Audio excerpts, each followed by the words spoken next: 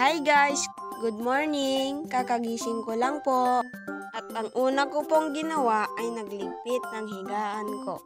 Nagpatulong na rin ako sa ate ko na si Ate Angel.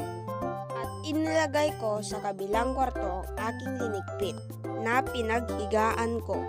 Pagkatapos ko pong nagligpit, naghilamos na rin po ako. Katapos ko pong maghilamos, kumain agad ako ng almusal. Pagkatapos po akong kumain, inaya ako ng aking pamangkin na maglaro muna.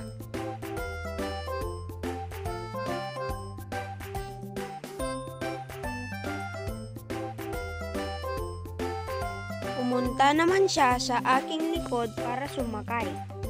At natatakot kami baka mahulog siya sa aking likod.